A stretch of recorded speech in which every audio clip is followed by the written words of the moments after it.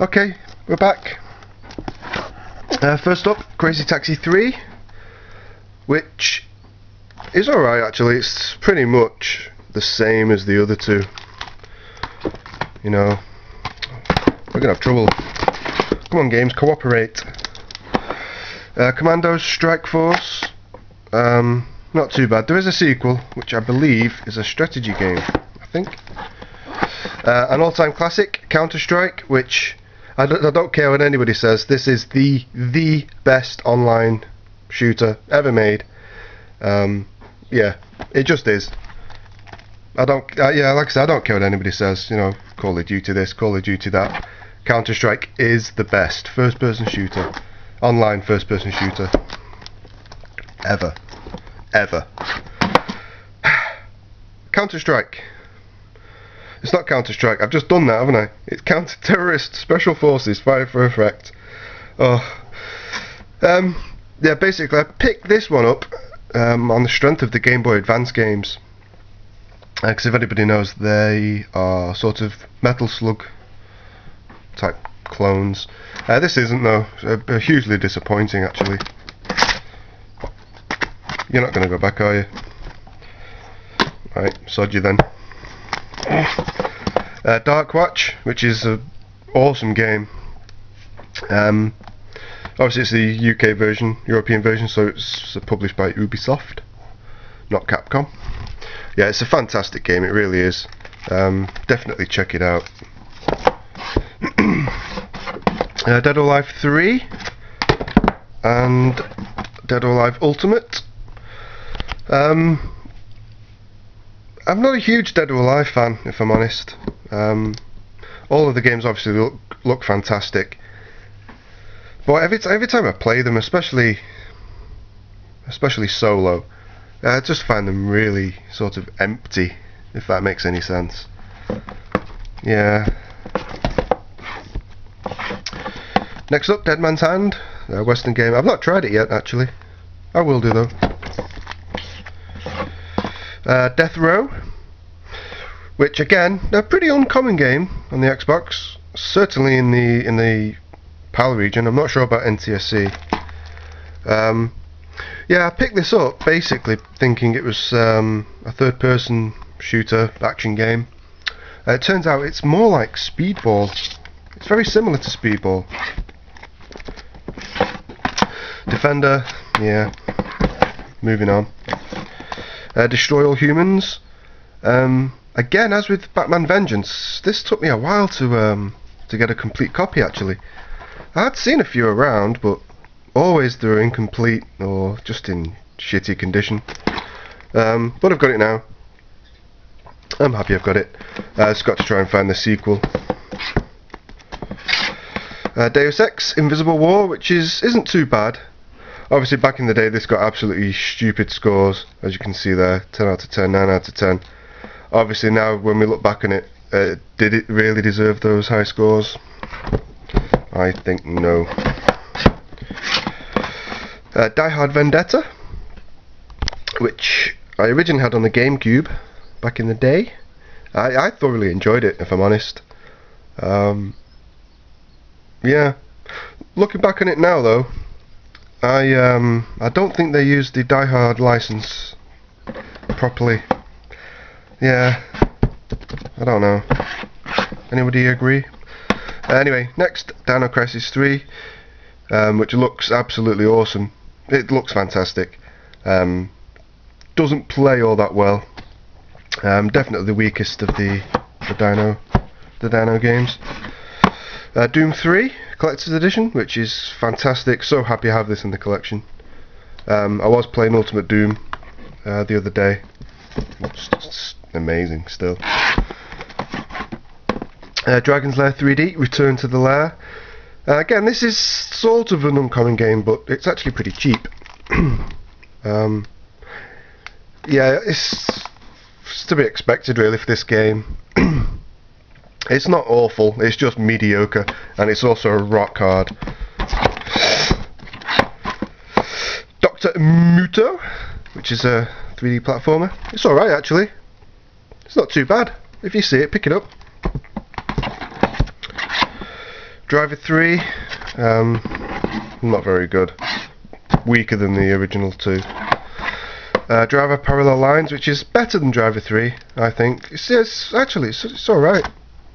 It's alright, actually.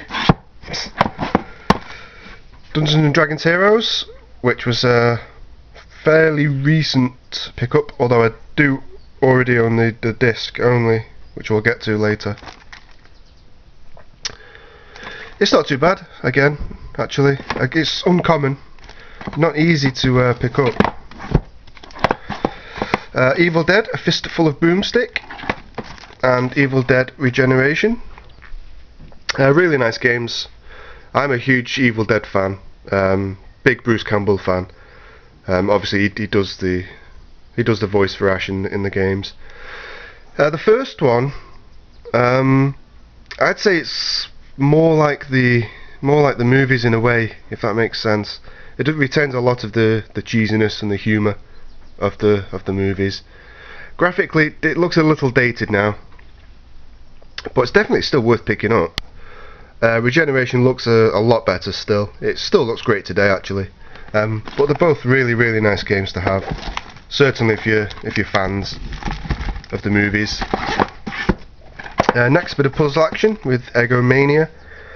Again, I mean this is incredibly difficult to find on the Xbox.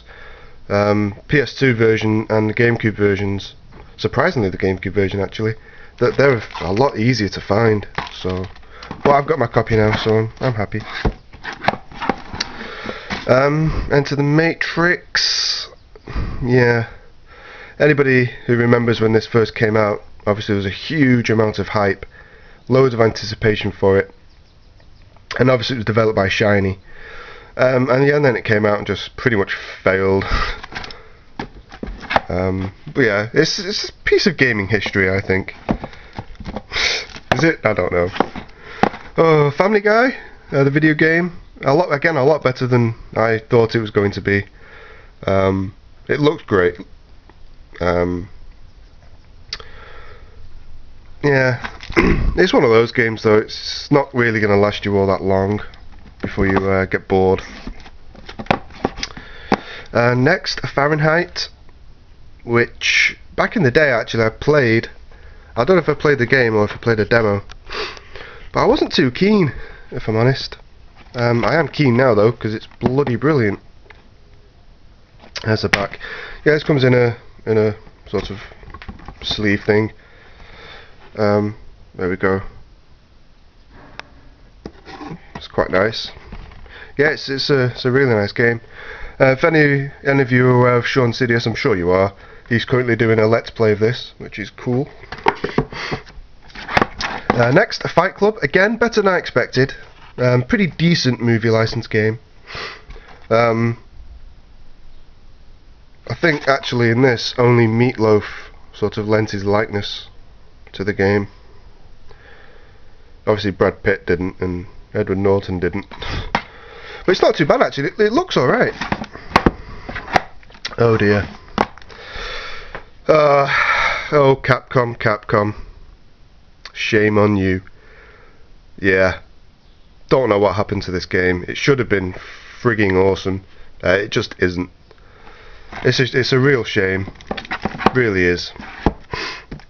So obviously it's not just in recent days where Capcom are being complete tossers. They were being tossers previously as well. Anyway, next, Freedom Fighters, which is my favourite game from IO Interactive. It just is. I do like the Hitman games, but this is awesome. Awesome stuff.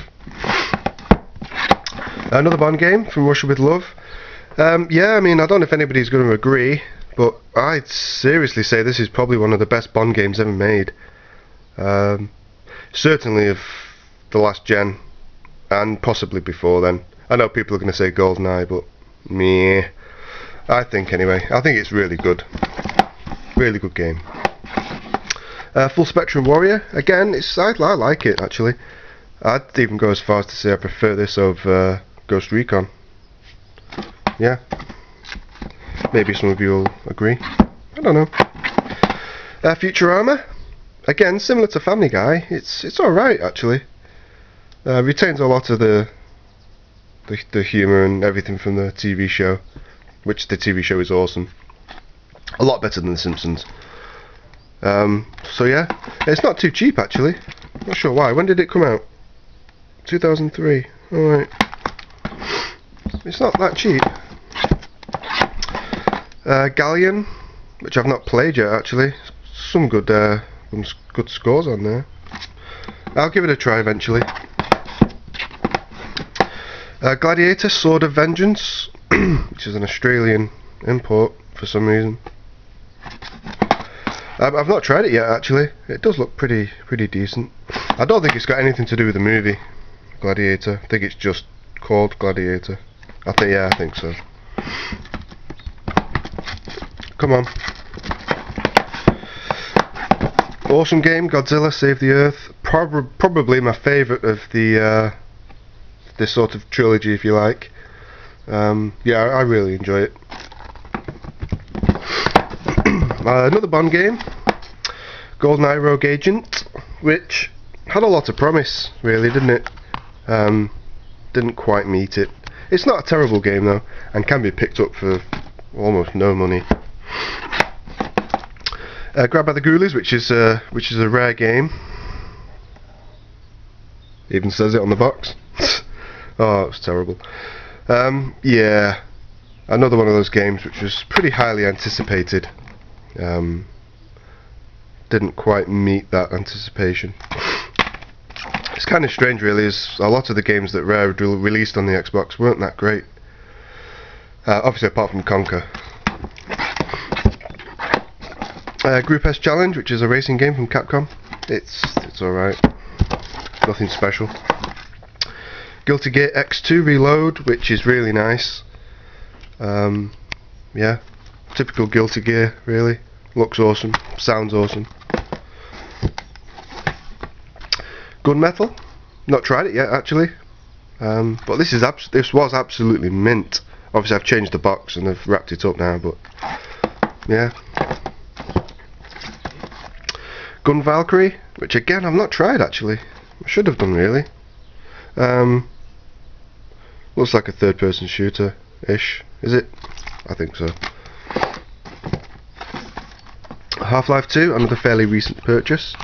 It was really cheap, and you know I had to pick it up.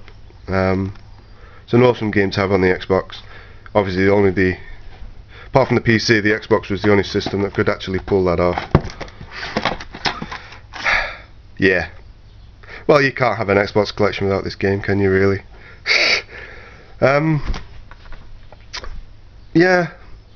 I mean, when Halo first came out, loads of my friends, everybody, pretty much all over the world was saying, no, it's amazing, you have to play it and blah blah blah. Then when I actually did sit down and play it a bit, it was like, really? Is this it? I wasn't impressed, if I'm honest, back in 2001, 2002. Well, I was saying that I'm enjoying it a lot more now. It's a fairly recent addition actually to the collection. But yeah, I'm enjoying it more now than I did then, but I still think it's I don't know. That's probably annoyed a few people, but oh well. Halo 2, Collector's Edition, which doesn't have the plastic sort of slip cover, which I'm not too bothered about. I think it looks better like this. Now Halo 2 actually I really do like. I kind of bought into the whole, the whole hype and stuff that was going on at the time, and I actually really enjoyed it. Single player was great. Online for a little while was absolutely fantastic, but ultimately that's sort of what killed Xbox Live for me. Headhunter Redemption, sequel to the Dreamcast game. It's alright actually. It's worth picking up on the cheap. Right, that's it for part 2. I'm gonna go have a cup of tea and stuff, and I'll come back for part 3. See you there.